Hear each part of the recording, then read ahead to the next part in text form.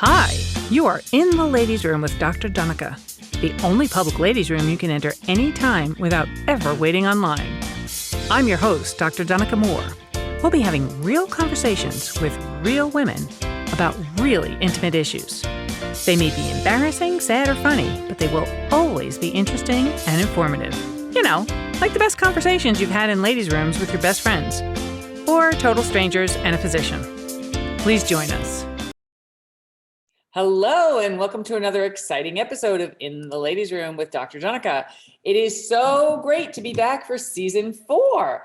It's hard to believe we're beginning our 4th year of podcasting, but here we are. And as always, I welcome your feedback and questions at askdrdonica@gmail.com. I want to hear what you like, what could be better, any questions you have about an episode or any women's health topics, and of course, suggestions for future guests. So let me share with you an email I recently received. It says, I've had a hysterectomy due to cervical cancer diagnosis 3 years ago, had to use IVF to conceive my twins, experienced chemically induced menopause in my 20s related to endometriosis, all while on active duty. So lots to share, LOL. I'm also connected to a women's online sexology group talking about intimacy as we age. So you know I had to get right back to that woman to be a guest on our show. And she's here with us today. She's Pamela Price, Deputy Director for the Balm In Gilead. Pamela, welcome to the Ladies' Room. Thank you so much for having me. I am so excited. I again, love this, just what you do, your format, and so excited to be here. Well, thank you. And before we jump right in, we're still in the midst of this horrendous pandemic. And, I think people are getting used to this by now, but I want to ask, how have you and your family navigated this situation?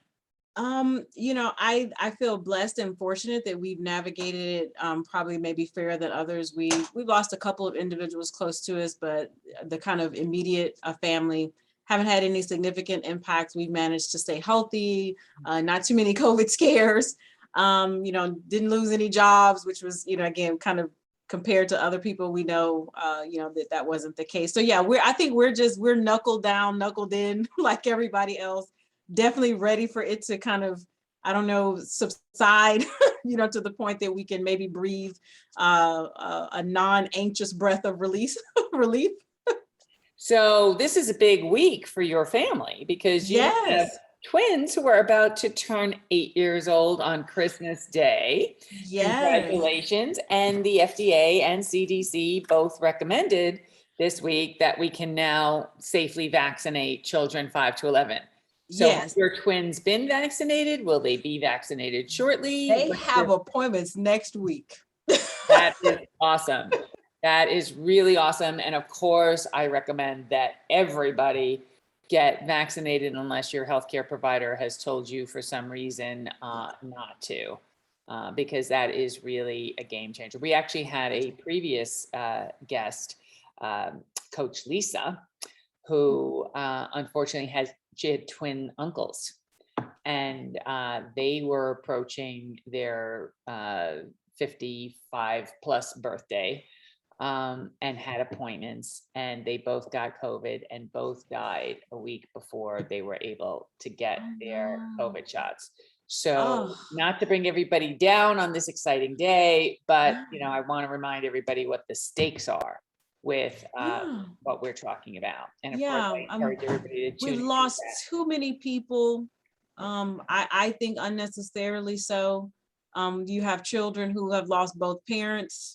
That we hear a lot of stories about. They've lost entire families, so you've got now older siblings maybe having to step into the gap. And so, I agree. I'm on board. Unless you have, been exclusively told by a provider, with adamant and scientifically based reasons for you not to get it, I strongly encourage it. And definitely to all the parents, we're having our kids vaccinated, one, because we want them to get back to some sense of normalcy.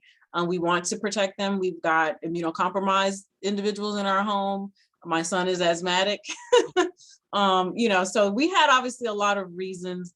We're trusting the science here, but we understand there's a bigger picture even outside of our home. So definitely, let's get vaccinated and have 2022 where we can touch and not be afraid when someone comes in for a hug.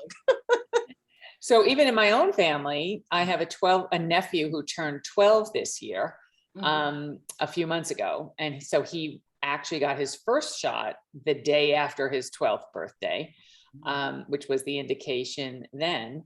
Yeah. But a week later, he was told he had been in contact with a friend at school who had COVID. He tested positive, but he was not ill, thank God, but he had already brought it home to his family. So my brother and his wife were very sick with COVID. They didn't have to be hospitalized, thank goodness. And his older brother, who is in the military in Israel and who's also on the Israeli national baseball team, was all excited to go to an international tournament in Italy. He had no symptoms, but of course tested positive and couldn't go. So there's a whole range of, we're not talking about, people just being affected by being seriously, horribly ill. But of course, children can bring things home from school. Yeah. We prefer to bring home good homework and good test results. Exactly, right. I want to get back to just, the normal text emails from the school, and it's not one that says, oh, there's been a close contact or there's been this. Yeah, give me the, there was an incident on the school and your kid fell, and so we're just letting you know. Let's get back to those. Let's get back to the normal bad news. Yes, exactly. The normal bad news. So you, of course, have shared with us that you've had more than your fair share already in your very young life of bad news and health scares and health challenges. I'm not really sure how you juggled all of this. And I do want to break it down for people because there's a lot of very important women's health topics that you personally have dealt with. But before we get into that, please tell us what the Balm in Gilead is. Yeah, so the Balm in Gilead, we're celebrating our 33rd year of being in existence. And it is a national non-governmental organization. And we do faith-based work in public health spaces. So, addressing health disparities, health inequities, looking at socioeconomic factors, but doing it through this kind of culturally curated faith-based lens, because we're talking really predominantly to African Americans. And that faith and spirituality, it just has such a connection to so many things that drive us. And we understand that if we could latch on these kind of health focused, types of things, we can hopefully start to move the needle. So that's kind of what the organization's mission is. As the deputy director, I really work to oversee all of our programs. So I get to meet, amazing, women like you and other, leaders and kind of movers and shakers, not only in like women's health issues, but, across Alzheimer's and dementia, chronic health diseases, mental health concerns. And so I love that this job allows me to really marry the things I'm passionate about, and the things I went and, got a little training, I got a little education about a few things and put those things together and then hopefully just help people, be the best versions of themselves in this moment. Well, I think you're being very humble about the little education you got because you are a registered nurse. Yes. And did that come before or after you served in the United States Army? During. So I was, again, I wanted to get away from home, like in full transparency, life. One of my favorite poems is Langston Hughes' Mother to Son. And that mother is saying, life for me ain't been no crystal stair. Well, that's the definition. That's a nice way of putting, just childhood. And so for me growing up, I was like, I got to get out of here. And, the military at that time, it provided me, hey, away from, what I was trying to get to. And so I signed up, not really with that in mind, but I got in and they had openings in their school of nursing, their medical and science center there. I had the scores and I was like, you know what, this could work. I could come serve my country and have a nice, a license and a degree to leave if I don't want to stay here either. So, so I actually. And to continue serving your country, but in a very different way. Yes, exactly. I think another good thing of the pandemic, you and I had talked about one of the good things about the pandemic is that we'd all learn how to use Zoom properly. But, one of the other positive things about the pandemic is I think our country collectively has had a much greater appreciation for our doctors and nurses. Yeah. And all of our healthcare workers, including, the vast number of people who are responsible for cleanliness and hygiene and scheduling and giving tests and, all of these things. But I just want to remind everybody that we have over 4 million nurses in the United States. And almost 1 million of them, in addition to them, we have almost another million LPNs and LVNs. So, that is an army in and of itself. So respect, thank you for your service, both in the service and in the U.S. Army Nurses Corps. And also I want to give a shout out to all of our nurses who are listening, and just, have a tremendous debt of gratitude and tremendous appreciation, because I know very often nurses don't get a full degree of appreciation for the incredible amount of work that they do. So you mentioned Alzheimer's, and almost as though it wasn't a women's health issue, but of course, Alzheimer's is a huge women's health issue because more women experience Alzheimer's. But of course, also, in addition to all of the Army of nurses, there are, millions of women who are not nurses who are also caretakers for people with Alzheimer's. So tell us what you're doing with this brain initiative. Yeah, so our Brain Health Center, we launched in 2016. So we were a part of the CDC's Healthy Brain Initiative when we kicked off. And is this part of the Balm In Gilead? So it's an kind of underneath one of our programmings, if you will, for the organization. And so that again, what really drawed us, drew us to it was that one, our CEO, Dr. Seal, her birth mother has Alzheimer's. My grandfather had Alzheimer's. And my husband has mild cognitive impairment due to his service in the military. So when we saw this work that CDC was doing, and then this, opportunity came to say, hey, look, can we create something? And again, we want to specifically look at how Alzheimer's and dementia and these kind of cognitive health issues, how are they really playing out in real life amongst, minority communities? And so we, as Dr. Seal would say, she had a little idea to say, let's create this center where we really want to focus on Alzheimer's. We really want to make the African-American community know that grandmother should not, be senile. Let's not put Uncle Leroy in the back room because he's acting out and because he may have, dementia. He could be having Alzheimer's. And so with our families in mind, we created this center to raise awareness, to provide education, not only to our communities and to the faith leaders, but also to public health and healthcare. Because we know that physicians, they want to do the right thing, but sometimes they just don't have the information that they need. They don't have the time because they're rushed, they're trying to get enough patients in, for billing and whatever purposes, so we understand they're under a lot. And so we were like, let's create something for them. So we have curriculum that we made for providers that's accredited, training for some nurses, because we know nurses are that front line to patients. And then also to tell the community, let's make sure you are an informed, educated consumer, if you will, of what this is happening. So if you're a caregiver, if you know someone in your family, in your church, in your community, you can be that support system that people need. And that's kind of what the heart of the center is about creating, that support that is community-based, that's community-driven, so that we can address some of the barriers and challenges, that we have with Alzheimer's and dementia. And just aging well. I think we want to age well. So of course, I think one of the most important things for people to know about Alzheimer's is that it's not the only kind of dementia. It is the most common form of dementia.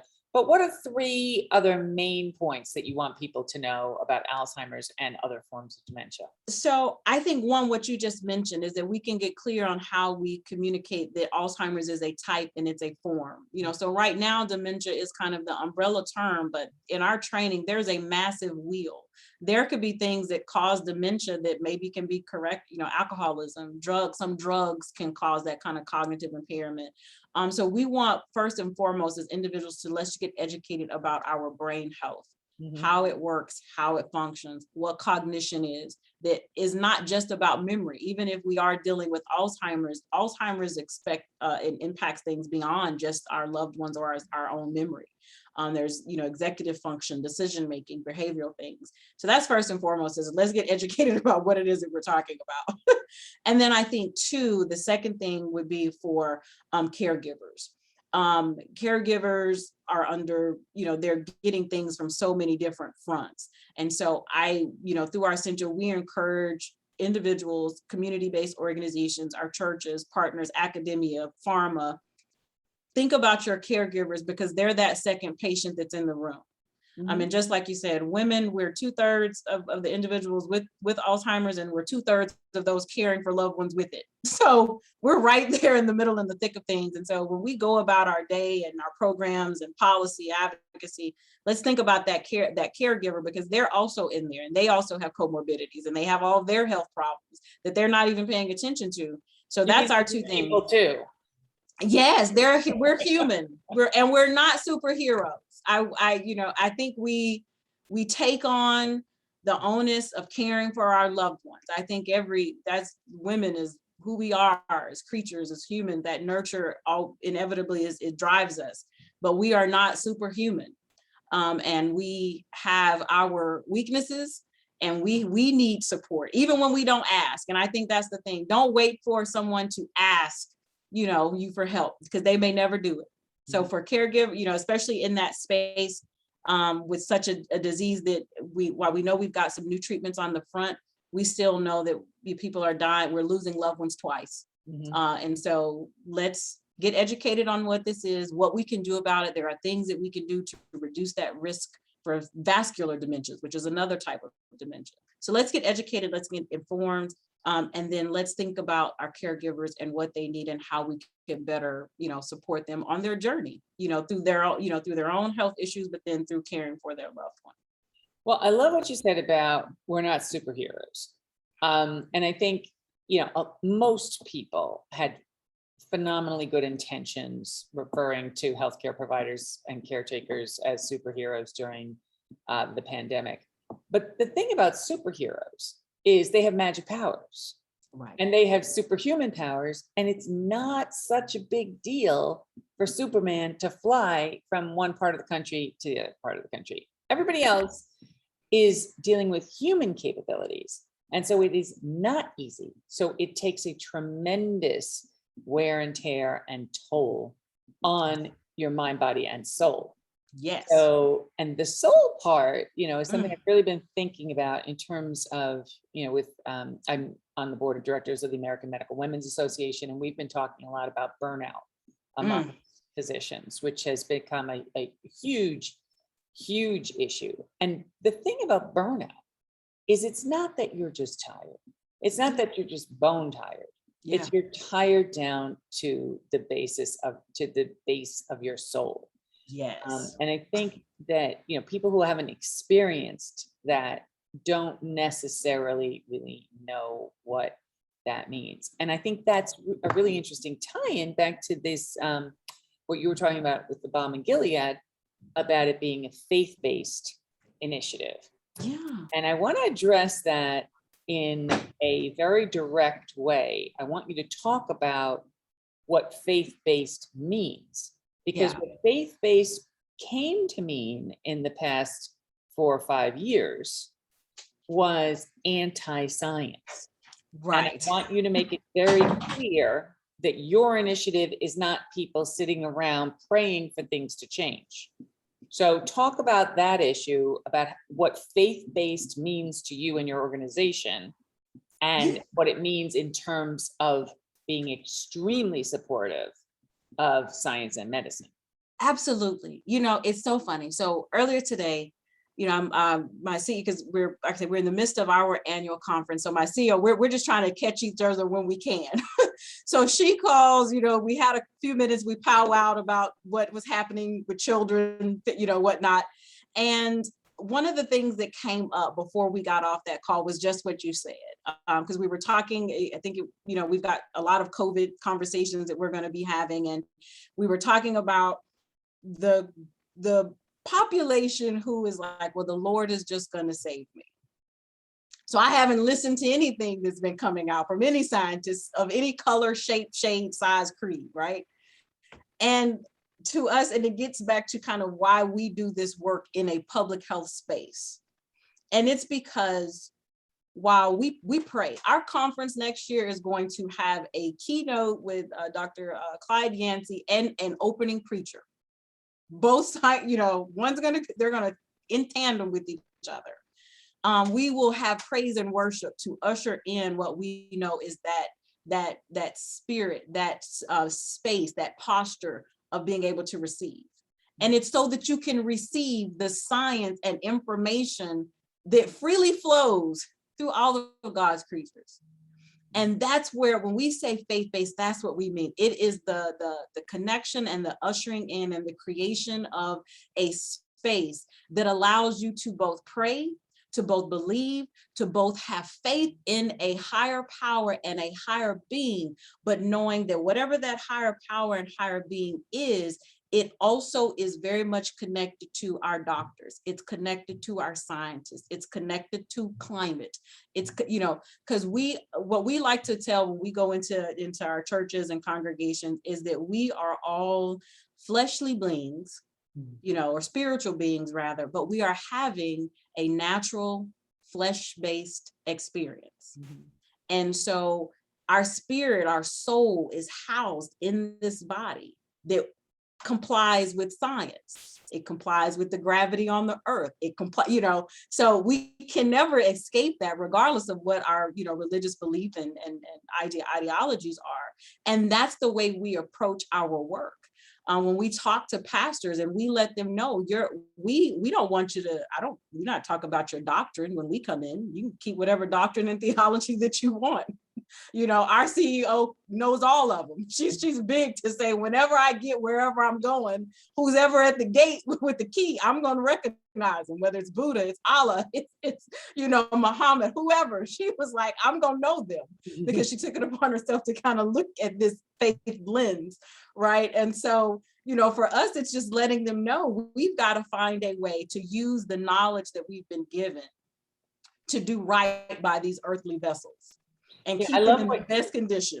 I love what you said about opening with prayer, praise, and worship in order to be in the mindset to receive information, as opposed to viewing prayer and worship as an appeal for a certain outcome.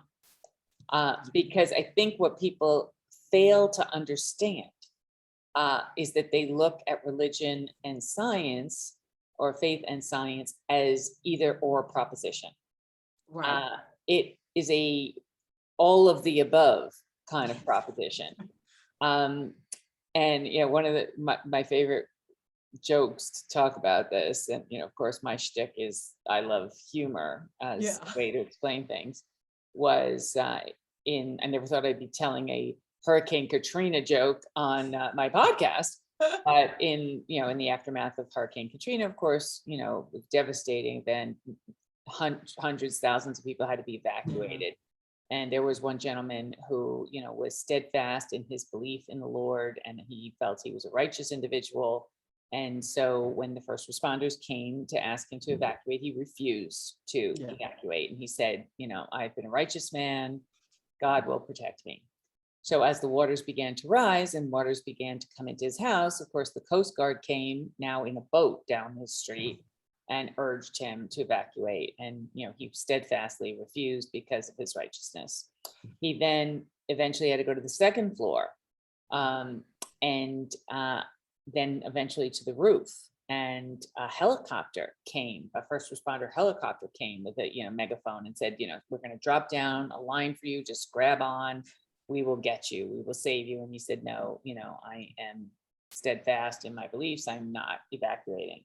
So of course he drowned, and he goes to the pearly gates, meets all of the above, And he's very angry with God. And he says, you abandoned me in my time of need. I did everything I was supposed to do. And God says, are you kidding me? I sent a first responder to your door. I sent a Coast Guard boat. I sent a helicopter. You did nothing. Right. You know, Because faith without works is dead. way, do the right. So that's the point I was getting to, is you have to have faith, but you have to still do the work.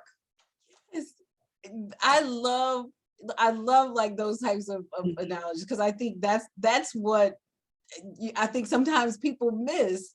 And I'm with you. I love humor, and I believe, the God I believe is extremely funny. Like I know, because of what's happened in my own life, he's definitely got a sense of humor. And I can imagine him saying, yeah, like, no, you got that one wrong. I mean, come on in, you can still come on in, but you got here a little early. I wasn't really expecting you now.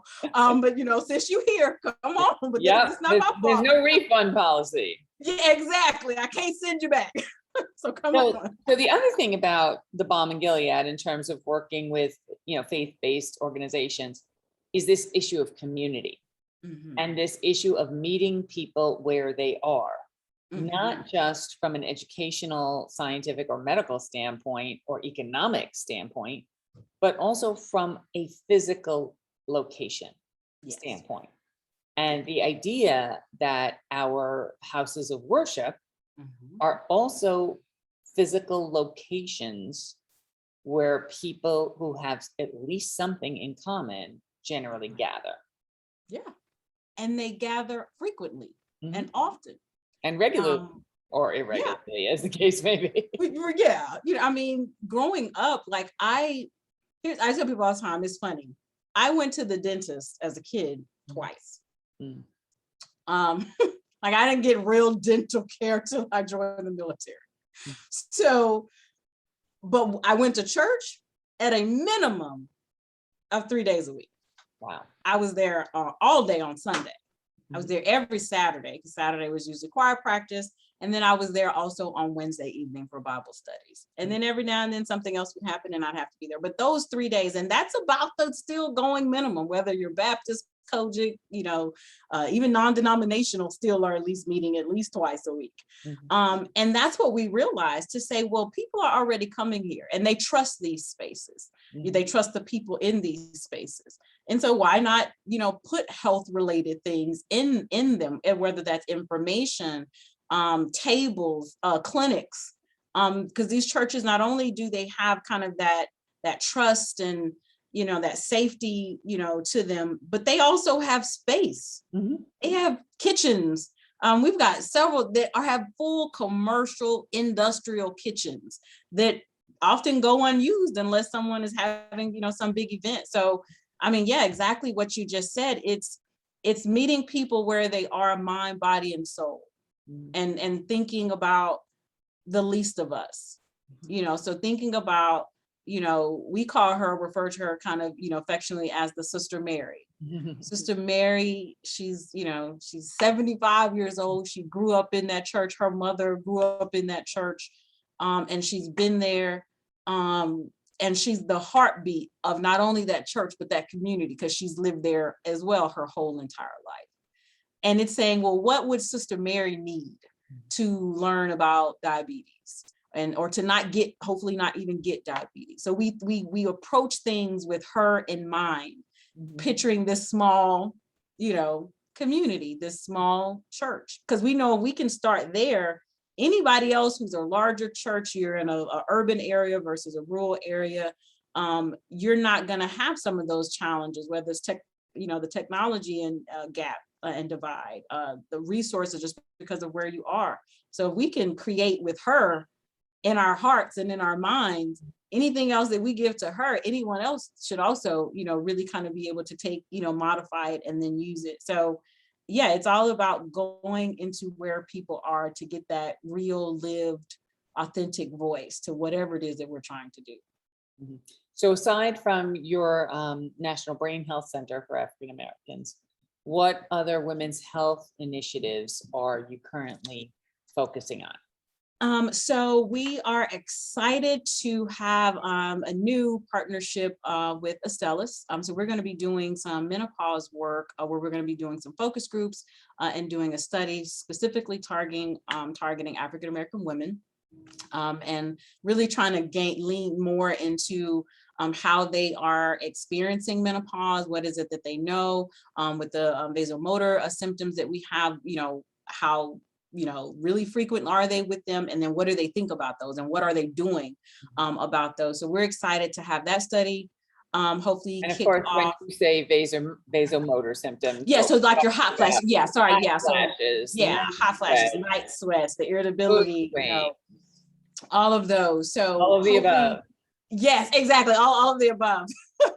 And again, hopefully being able to take what we find from that study and then figure out where are some gaps, and then what tools, resources, types of things can we either create or identify for these women. We're also doing some work with another partner around the maternal health and reproductive health issues that we see, the disparities in Black mother and infant mortalities. I'm working with Dr. Joy Creer. So she was actually given a health equity award last year with us. So we're kind of taking a lot of the information that her center is doing and passing that down to our congregations. And of course, when we talk about health disparities in maternal infant healthcare, we're talking about not only an increased risk of fetal death in African American mothers, but we're also talking about a staggering increase in maternal death. And of course, it's the worst in Texas, but this is prevalent across the country. We're addressing this in New Jersey. This is controlled for income and other variables. So we're focusing obviously on access to obstetrical services and access to prenatal care. But we're also focusing on just about every variable we can think of. The doulas and again, like you said, and starting it before. It's almost like with menopause, when we have these conversations, we want to wait till a person is in the middle of the hot flashes, to then say, oh, well, what do you need? Or what? Right. We don't want to stop. We don't want to talk about stop, drop, and roll when you're in the middle of a forest fire. Right. Teach me that before, so that if I start to see the flames first, I maybe know to run, and then I don't have to stop, drop, and roll at all. So I think, we talked about health inequities, racial inequities, on many episodes of this podcast since the beginning of the pandemic, because that's the other, huge issue that the pandemic revealed. This wasn't because of the pandemic. This wasn't since the pandemic. But it was revealed by the pandemic, because one would assume that a pandemic would be an equal opportunity killer or infectious agent. And it's not. No. It definitely, plays favorites. And it definitely impacts different communities differently for lots of different reasons. And so we've tried to parse that in, many, many different ways. So I appreciate you talking about this. I love hearing about Sister Mary, but I also want to talk about Sister Pamela. Because you are not just your occupation. You are, certainly a nurse, certainly, a past member of the United States military, a director of an NGO outreach organization, which, helps millions of people potentially. But you're also a mom. We mentioned your twins turning 8 on Christmas Day. That's very poetic. You're also a cancer survivor. You've struggled with infertility. Which is also a huge women's health issue. About 17 million couples are currently trying to conceive with difficulty. So talk to us about, in terms of your own women's health challenges, what came first? What really came first was the mental health. Because sometimes that's just a common theme, which I struggled with for a very, very long time. Didn't get a diagnosis until a few years ago. But for me, and what was the diagnosis? Yeah, so I have bipolar disorder. Got it diagnosed like 2000, I guess it's been more than that. So about 2016, 17-ish is when I fully locked in and committed to say I got something wrong. There's something wrong, and that's okay. I just got to figure out what it is, and then I can know what to do about it. But I struggled many years. Suicide attempts. What bipolar really is, because what I'm concerned about, especially with bipolar disorder, otherwise called manic depression, Yeah, is that people are familiar with the TV dramedy Grey's Anatomy version of it. yeah. Which, 1 minute you're, happy and the next minute you're crying. And that's And not, it's not that at all. To be to be frank, so let's say my manic, because I experience probably more manic episodes than I do of depressive episodes. And for me, my manic, I actually kind of, now that I know what it is, I can recognize it. I've got an amazing therapist, a really good, regimen in terms of some medications. And so I am, again, I'm not bouncing off the roof. I'm not violent. I'm not lashing out at individuals. I'm super hyper focused. I really have a lot of insomnia during that time because I'm locked in, and and I recognize it. I know what it is, and it may change in terms of like what that focus shifts on.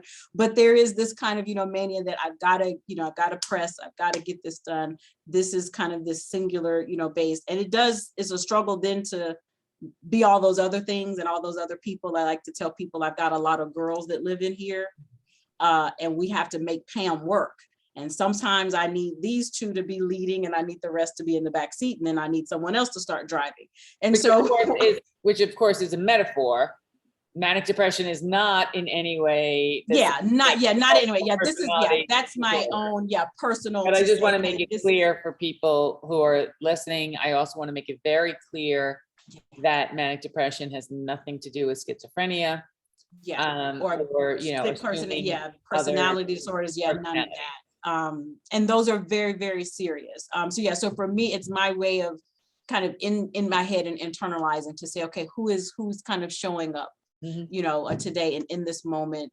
Which version of me is showing up? Exactly. Which version of me is going to be present today, and who's going to be driving the wheel? Who's got the wheel today to make sure that we can do the things that we need to get done and accomplish today. And so, I think that's been, I think one of the things that I enjoy talking, especially to younger people, is really making that connection. Like I've got a 19-year-old as well. And so she's the one who picks up, when I'm feeling that kind of just blah, and there's no why. It's just like, I really just feel down. I'm down today. And I'm down for several days over a stretch of time. And it's just recognizing what it is, I have a toolbox that has my self-care in it. It's got my therapist in it. It's got my prayer life in it. It's got my journaling life in it. And those are medications in it. And yes, and it has medication, and that medication was, again, that was another hurdle for me to give myself permission, for me to be okay with saying, hey, because of what you have going on with you, you need that, and it was several conversations with my therapist over her explaining to me, here are the disconnect, here are those imbalances. When you're experiencing doing this as it's manifesting physically in you, we could give you a medication to help that. And it took several of those conversations. And then once I did, and I was like, oh, wow, yeah, I wasted a lot of time. Well, and it's not an either or proposition. It's not talk therapy or you take medication. Yeah. It's not that you pray or you take medication. You do all of the above. Yes. So you got that under control and you had that treated, and then what happened? So when I was, as I kind of sharing the meal, so I joined the military, again, fresh out of high school. So I'm about, 3 years in, if that. And I just, abdominal pain. I mean, just like gut wrenching, I'm curled up in my bed at night. I really can't get up. It's hurting to walk. And of course I'm in the military, so I've got to be up at 4 o'clock in the morning. I'm doing 3-mile road marches, just the whole soldier experience.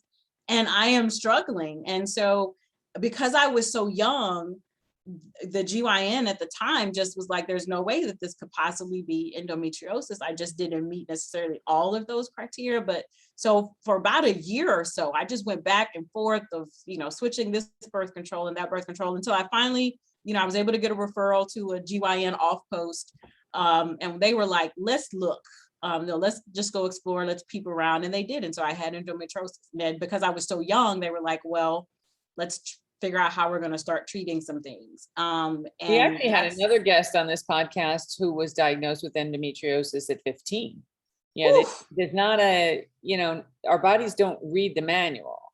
Thank you. There's no age limit for these things to happen. And of course, when you say they looked around and they said, let's take a look, see, what you mean is they did a laparoscopy. Yes, so they did a laparoscopy. Actually use a tube through what we call belly button surgery to just take an actual look at what's going on. Yeah.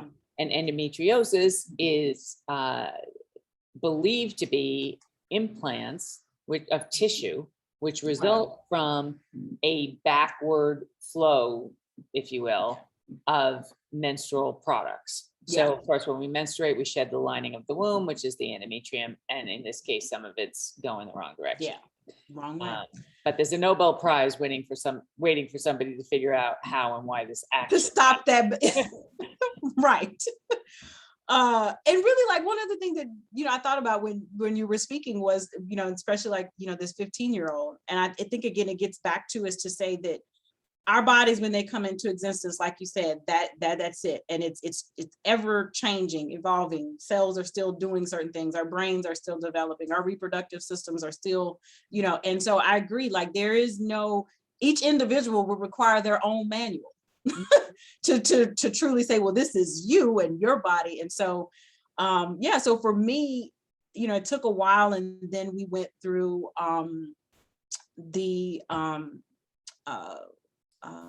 where they were, I'm drawing a blank on the medication, but it was the, not Depo-Provera, but the Depo-Lupron.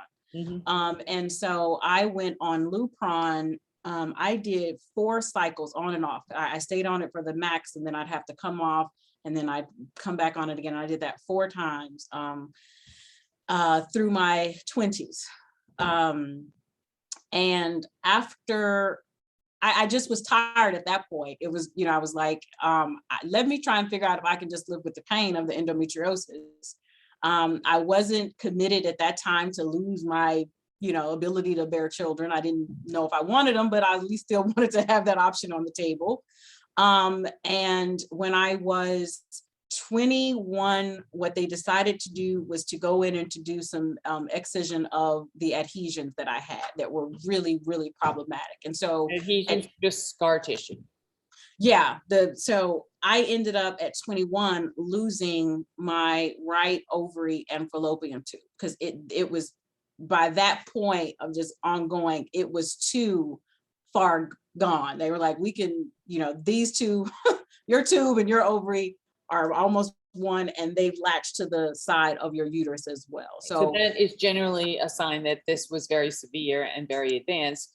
Most women, when they go in for that kind of surgery, do not lose their ovary and their tube. Yeah. That is not the norm. You're scoring up all kinds of overachiever points here.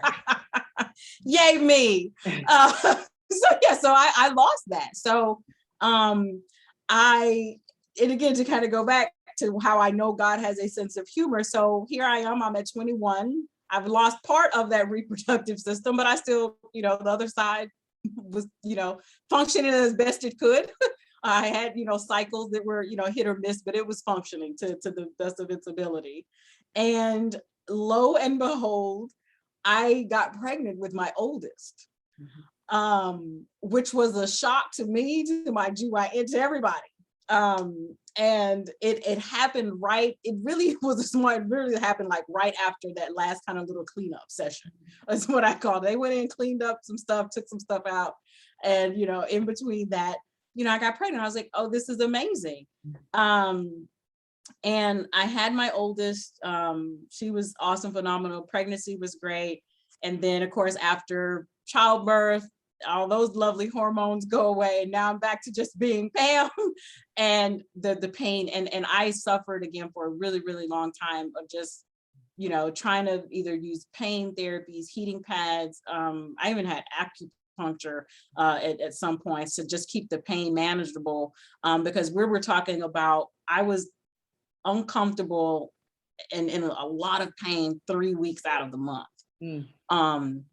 And that went on for a really, really long time. And then during that, I met my wonderful husband. And, you know, I was like, okay, I guess we'll have some more children. This will be nice. And we started trying, and then nothing, like nothing. And we went to several fertility specialists.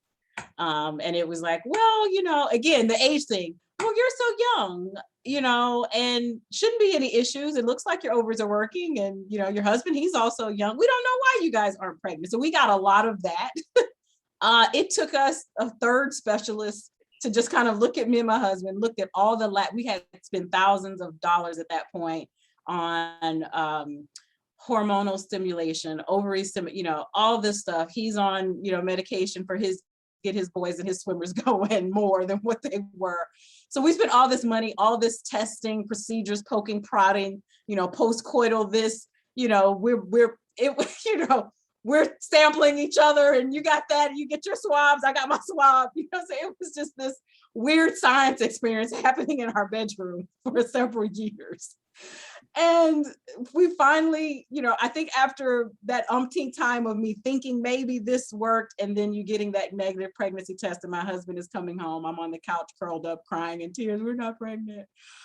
We went and saw the third specialist here in Richmond, which is where we live now. And he was, I think he just knew, he was like, look, I'm not gonna waste any more of your time or your money. He was like, I don't care why you're not getting pregnant. Let's get you pregnant. And he just rolled it out. And he was like, I can tell you right now, there's some other things. He was like, but IVF is probably where you guys are if you really, really want to, you know, have a baby. So we thought about it, and, you know, pulled out the checkbook and wrote the check. And, you know, we went through it, and it really was, considering all the stigma that's attached to it, which I hated to see and hear, you know, that there was something, I'm less of a woman because, oh, I needed the assistance and things like that. And we really worked to not let that hinder us and not take away the joy of just going through this experience. And then, yes, I was fortunate, unlike, like you mentioned, the millions and millions of women who are still trying, or couples that are trying, we hit it on our first round. I had 8 embryos, we put 2 back, 2 took, and you got 2 for the price of 1. We did. I was talking about, like, we paid for the full kit and caboodle. We wrote the check. They were like, you guys are gonna come home with a baby, or we give you your money back. And I was like, well, we're in it for the ride. But yeah, we kind of paid a little extra for the 2 that we got, but it was so worth it. They're amazing, healthy. I had my pregnancy, you know, was great. And it was awesome. And then we had a really awesome stretch of nothing, of just wonderful life, the regular ups and downs. And then in 2018, I lost my mom unexpectedly that January. And February, I went in for just a regular, you know, women's checkup. I'm waiting to get the little card in the mail saying, thank you so much, your Pap is negative, we see you next year. And I got a phone call instead. And I was like, well, that's not good. And lo and behold, they were like, yeah, didn't really look so good. We need you to come back, and ran some tests. And they was like, yeah, you have cervical cancer. And it was grade 2. And your Pap smears before were all normal? All my Pap smears before were normal. So it really, you know, we were just, like I said, and just kind of coming off of, you know, bearing my mom. And I told my husband, I was like, I don't really know if we can, you know, I'm really mustering everything I can right now just to, you know, work this grieving process with my mom. I was like, I don't know, you know, our kids at the time were, you know, 3, you know, yeah, like 3 or 4. And, you know, it was just a lot. And, you know, luckily, again, I always tell people I'm fortunate because getting access to the right specialists, getting access to an amazing oncologist and a team, here at the Virginia Cancer Institute that we have here. Everyone doesn't have that. Right. And those who did it may not have survived. They may, if I wasn't adamant to get my Pap every year, come hell or high water, if I missed any other appointment, dentist appointment, I would show you like that, they're in here, they work, they're no, so I was like, I may miss that dentist appointment. I will miss getting the car inspected. And my husband is saying, you forgot to do that. I'm going to miss a lot. But that Pap was one that I was adamant. I never wanted to miss it. Mm-hmm. And I'm thankful that I didn't, even though I'm grieving I went in for my Pap not even 30 days after burying my mom. Mm-hmm. But I was like, let me just get this out the way. Mm-hmm. And thankfully I did, because, who knows, how fast and or more quickly things would have progressed. And, again, for me, because I knew how long it took us to get these twins, we were pretty much resigned to say, hey, we can close up the baby shop. I knew I also didn't want to continue to live with pain, because same thing, after I had my twins, I still continued to struggle with the pain from the endometriosis, again, just that built up scar tissue, and things are just still in there, causing so much pain. So after that, I was like, well, look, they were laying out all these options, and we can do some chemo, and I was like, I tell you what, let's pause that. I don't think I really want, my reproductive system has been fighting me my whole life. I think we're even. I've got 3 children, and at this point it's trying to kill me. Let's just, I can say goodbye to it, and we can, call it a day. We can call it a day. Yeah. And so I ended up having, the total hysterectomy. I just have, I just want to say, now, when you do this, I said, I still want to be able to have my orgasms. I want to have them hopefully the way I've continued to have them. So if you can just make sure that all the fun parts still work, take everything else.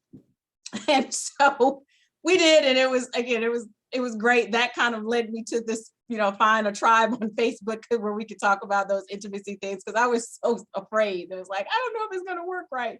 So the fun part's still working?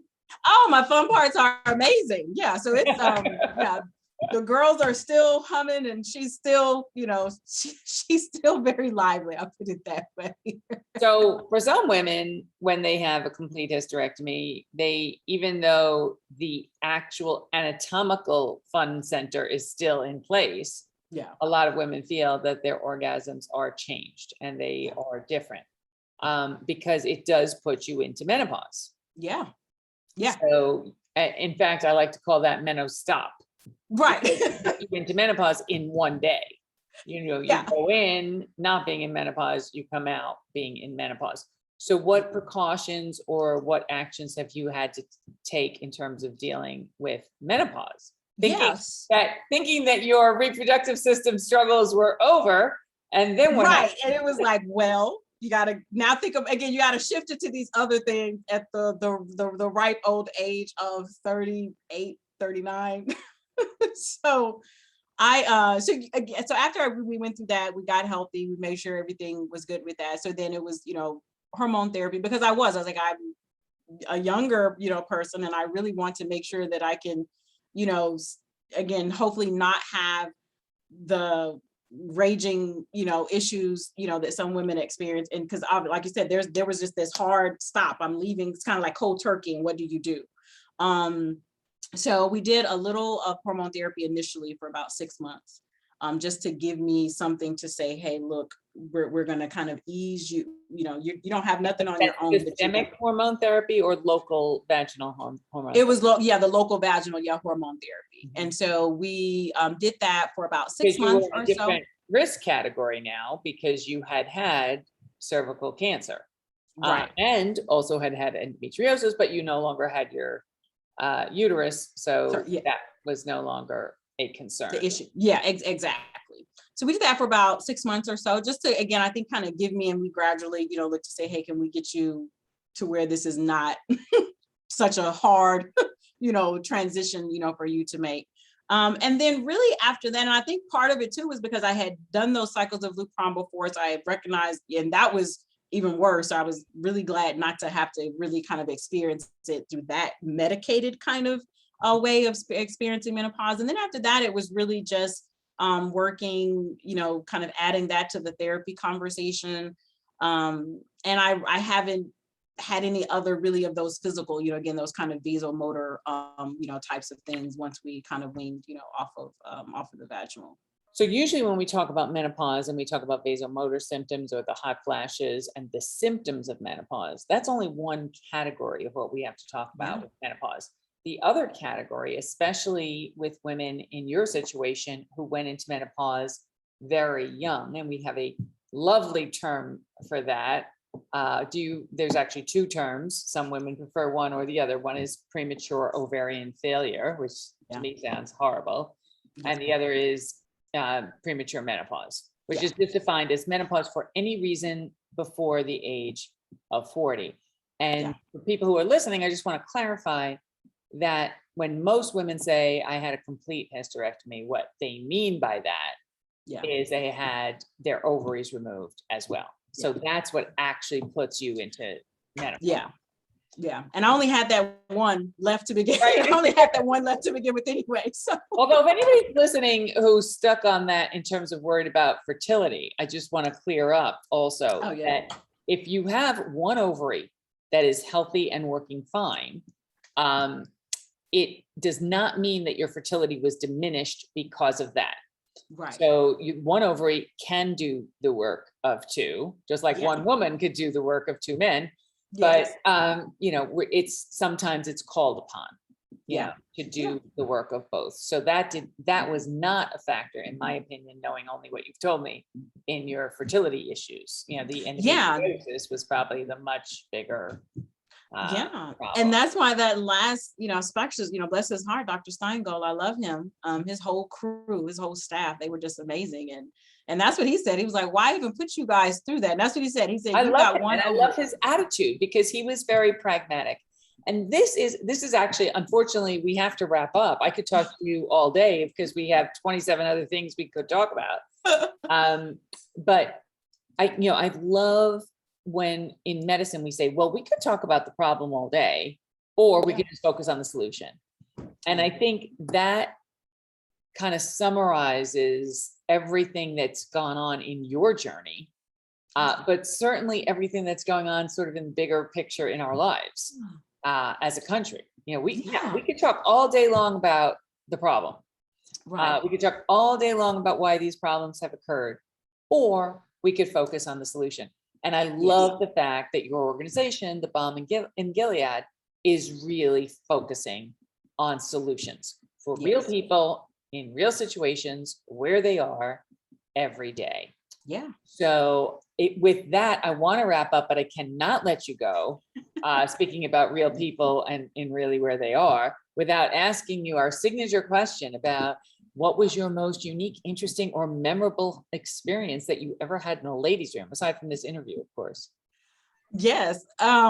So there's a couple. I'm going to go with the one that I think might be the closest to clean that I can get. Okay. We want the dirtiest. We want the funniest. So we want the most outrageous. Okay. So do not sanitize things in this ladies' room. Oh, nice. So when I was still on active duty, there was a staff sergeant who worked in the same company that I worked with. And as a woman who I love women who we are, I love everything about us. Mm-hmm. She had some amazing boobs, and I used to admire them as a person who just really never had those myself. I used to just secretly like, man, her boobs are really, really nice. So our company had got together for like a social something or another that we were doing. So she and I, and it was casual dress. So we're all out of, the ugly fatigues and the ugly uniforms. And so the ugly boots. So we are all, we're kind of dressed in our casual clothes. Well, because she has these nice boobs, she's in a tube top. Mm-hmm. So we both happen to end up in the restroom together. And so I couldn't help myself anymore. I said, look, please don't take this the wrong way. Your boobs are just amazing. So she was like, And she, she was like, well, thank you. I told her, I said, I've been looking at your boobs since she got assigned. I was like, Olivia, please don't take it the wrong way. I said, but they're just awesome. I said, they're just, so I'm just going on about her boobs in this nice, pretty red and white striped tube top that she has on. That's so funny because from the beginning of this story, I thought you said boots. I didn't know boobs. Boobs. Yes, her boobs, her breast, her tatas. And so we're in the restroom and I am, telling her, she was like, girl, so then now she gets me now. I'm like, she's a part of my tribe too. So she was like, oh girl, yeah. She was like, these things are like 10 years old. So then I was like, what? She was like, girl, yeah, they 10 years old. I got them done. So by this time she's touching and I'm looking like, are they really, and she was like, girl, yeah. So she lifts up her tube top. She shows me where he went in. She was like, oh, he was amazing. He made this one little incision right here and they're sitting up. She was like, go ahead. She was like, give him a feel. So here I am. I'm just like, I was like, oh my God. I said, look, again, I'm like still in my 20s. I was like, okay, I don't want to have that surgery just now because I know eventually Gravity's going to grab whatever I got. But I need his number. I was like, because these are just phenomenal. And she was such just a trooper about it. I loved her name, Cassandra. I love her. Okay, Cassandra, if you're listening, you have to call me because I want to hear your side of this story. Yeah, because she may have been obliging. She could have been like, this is a creepy lady. Or she may have been flattered. Yes, I that's what I took it as because we became friends obviously after that. I've obviously got to know her kind of intimately and her literally. Boobs. So that was the really interesting, awesome thing of sharing and pressing of flesh in the ladies' room.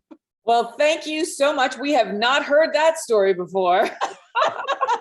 And we really appreciate your candor, your openness, your enthusiasm, all of your outreach efforts to women everywhere. I'm sure we'll get tons of questions from people who are listening. People can contact me at askdrdonica at gmail.com. Of course, we're available on Twitter, Facebook, Instagram, and probably some social media I don't even know about. Anyway, thank you so much for joining us for this episode of In the Ladies' Room with Dr. Donica and Pamela Price. Take care. Bye. That's all we have time for today. But let's keep the conversation going on Twitter or Facebook at Dr. Donica. And please join us next week for another episode of In the Ladies' Room with Dr. Donica. Real conversations with real women about really intimate topics.